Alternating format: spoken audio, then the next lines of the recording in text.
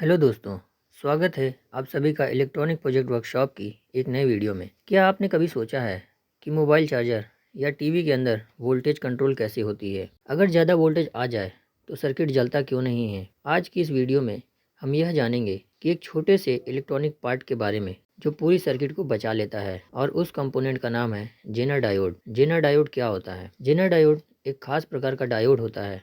Normal diode सीधी दिशा में current को जाने देते हैं और उल्टी दिशा में रोक देते हैं, लेकिन जेनर डायोड का काम अलग होता है। यह रिवर्स डायरेक्शन में एक तय वोल्टेज के बाद करंट को पास कर देता है। इस तय वोल्टेज को ही जेनर वोल्टेज कहा जाता है। अब एक प्रैक्टिकल प्रॉब्लम समझते हैं। मान लीजिए आपके पास 9 वोल्टेज की डीसी की सप्लाई है और आपको उससे 5 वोल्ट का एक छोटा सर्किट चलाना है, जैसे कोई सेंसर या कोई आईसी। प्रॉब्लम यह है कि 9 वोल्टेज की सप्लाई हमेशा 9 वोल्टेज नहीं रहती, कभी 8 वोल्टेज और कभी 10 वोल्टेज चली जाती है। अगर गलती से वोल्टेज ज़्यादा हो गई तो आपका सर्किट या आईसी जल सकता है। सॉल्यूशन: जेनर डायोड का इस्तेमाल। इस समस्या का बहुत आसान समाधान है जेनर डायोड। यहाँ हम इस्तेमाल करेंगे 5.1 वोल्टेज का जेनर डायोड। कनेक्शन कुछ इस तरह होगा। सप्लाई के साथ एक रेजिस्टर लगाया जाएगा और जेनर डायोड को लोड के पैरेलल उल्टी दिशा में जोड़ दिया जाएगा। जेनर डायोड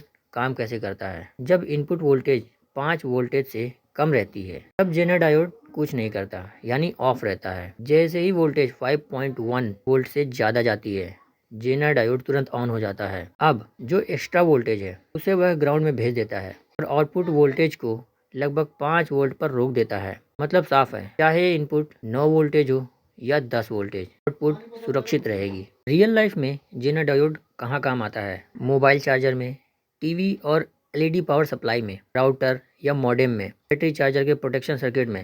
जेनर डायोड को आप सर्किट का चौकीदार भी कह सकते हैं, जो ज़्यादा वोल्टेज आते ही सर्किट को बचा लेता है। एक लाइन में समझिए, जेनर डायोड कहता है जितना वोल्टेज तय है उतना ही रहने दूंगा, उससे ज़्यादा नहीं।